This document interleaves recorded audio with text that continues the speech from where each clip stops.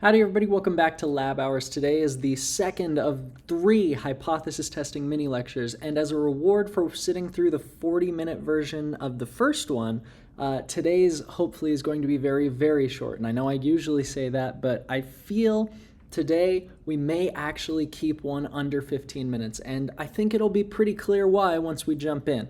The Tommy Triple, we're going to talk about hypothesis tests with proportions, with differences of means, and we're going to note some interesting similarities between proportions and differences of means.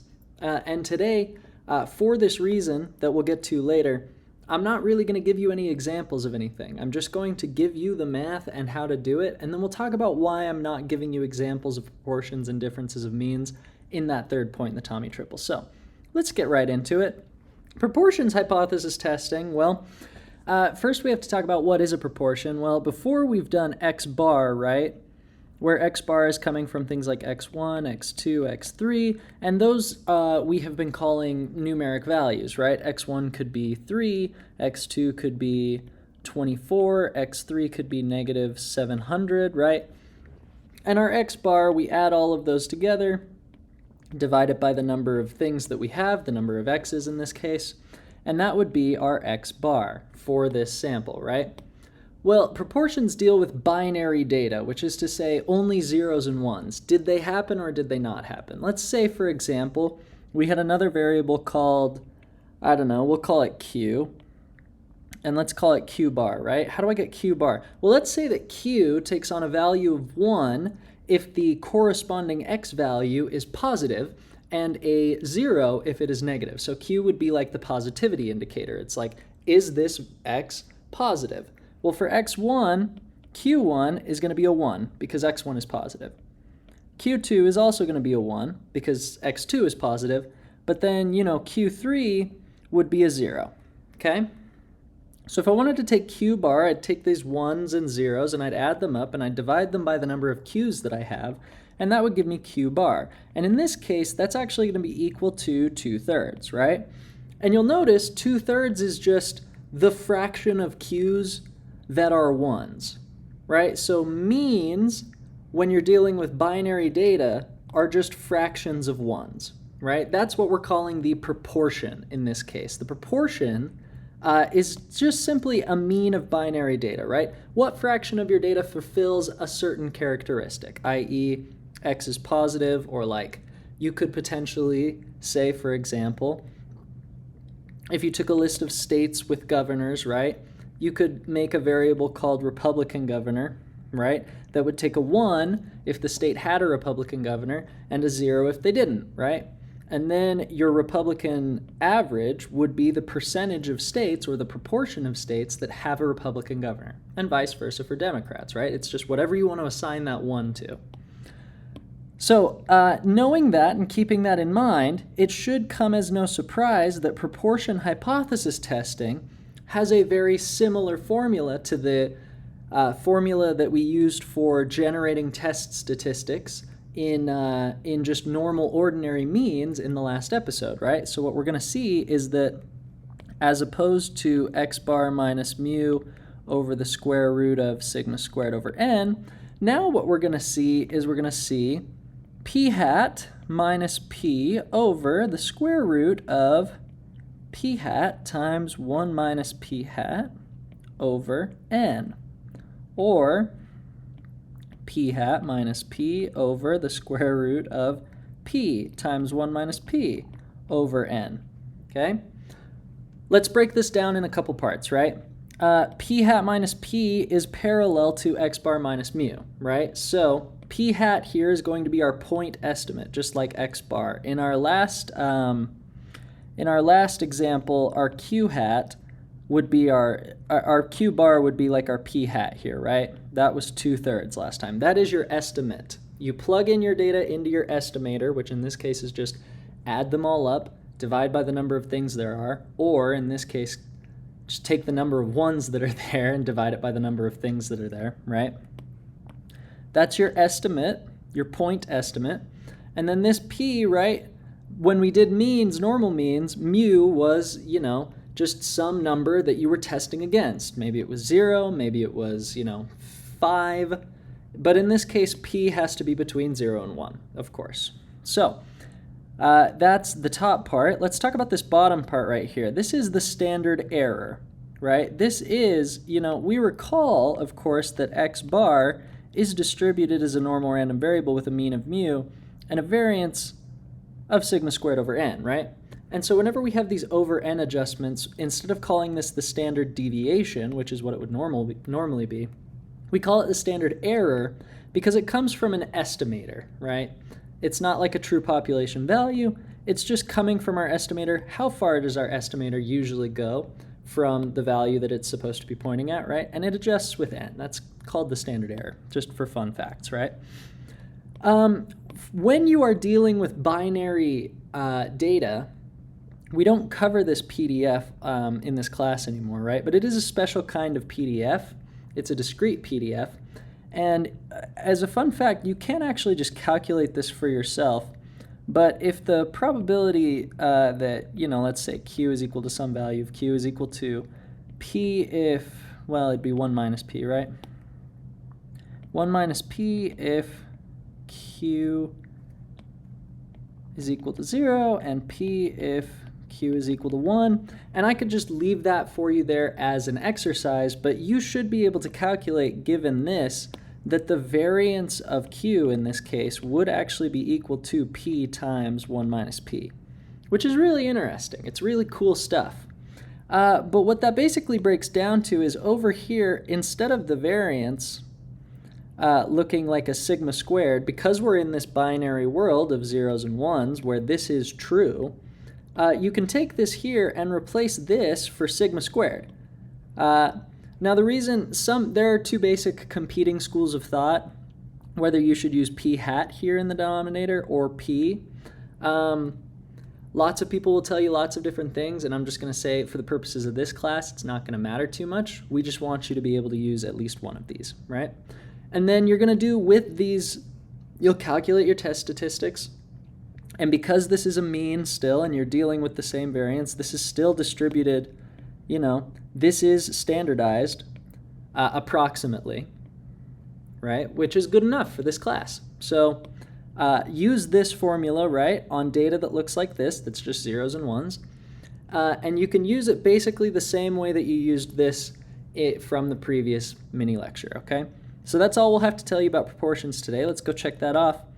And I hope you're not expecting too much from differences of means because it's going to be the same thing again, right? Previously, we know that x bar was distributed as a normal random variable with mean of mu and variance sigma squared over n. Well, what about x bar 1 minus x bar 2? Or maybe like x bar minus y bar, right? How are those two things distributed? Well, we know their average. Their average we can calculate by putting the expected value through, right? What is the expected value of x bar 1 minus x bar 2? Well, we know that the expected value of x bar is mu, and so that would be the expected value of x bar 1 plus the expected value of negative x bar 2. And that, I hope you can trust me, I'll leave it as exercise to fill in the steps if you want, but that turns into mu1 minus mu2. So, if our estimator is a difference of means, then the expected value of that estimator is a difference between the means they're estimating, which is super cool. So x1 bar minus x2 bar is distributed as a normal random variable with a mean of mu1 minus mu2. But what's its variance? Well, let's check this out. The variance of x bar 1 minus x bar 2 is equal to the variance of x bar 1 plus the variance of negative x bar 2. But we pull the negative out and it just becomes equal to the variance of x bar 1 plus the variance of x bar 2 because we take this negative out and we square it. And we're just going to ignore covariance for right now because it's convenient. You'll touch on that later in 388 and in other places. For now, we're just going to ignore them.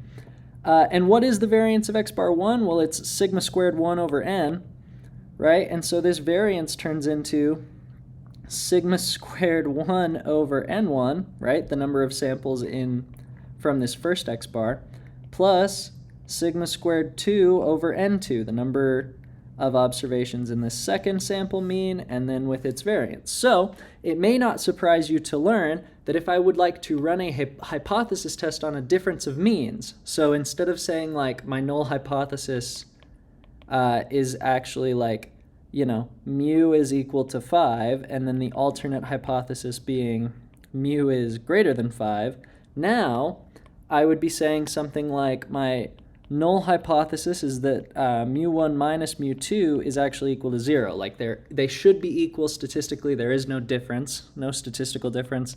And maybe the alternate hypothesis is that there is a difference between the two of them, right?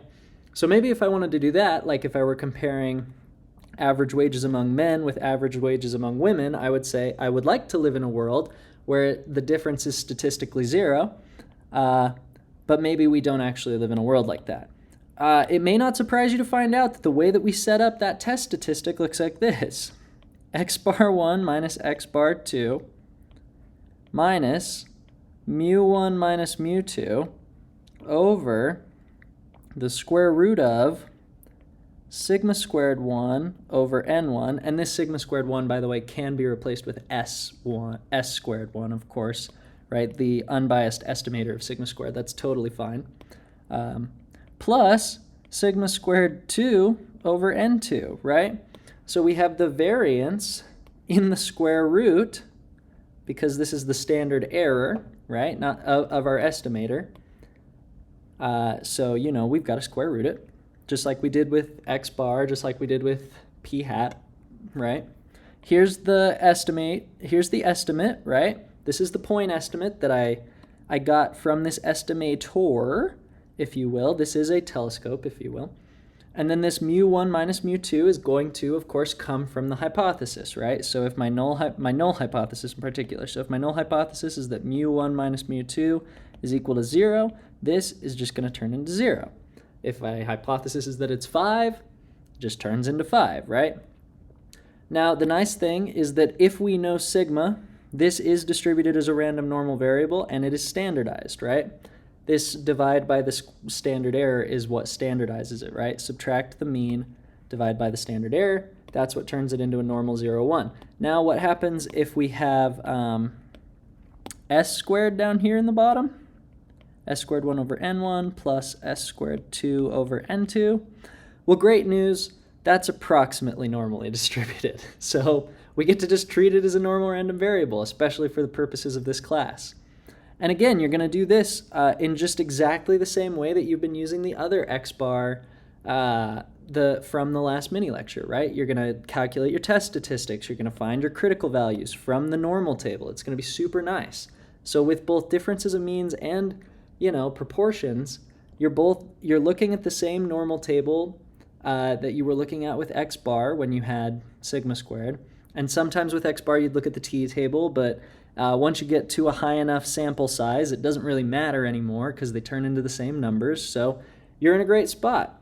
And I would just like to say from grading the assignments from this current iteration of the class that it seems you guys are understanding this hypothesis testing stuff really, really well. So it's exciting to me to just be able to sort of give you these tools, and I honestly expect you'll be able to just use them, right? And if not, you've got the previous mini lecture to give another watch, and then you can just take the tools that we're giving you here and just plug them back in. And so let's just wrap this up by noting some patterns, right? When we are doing hypothesis tests with means of any kind, whether they are x bar, whether it's p hat, whether it's x bar 1 minus x bar 2, if we call this the star hat, the estimate, then the really crazy thing is that all of these test statistics, or the way that we standardize all of these, looks exactly the same.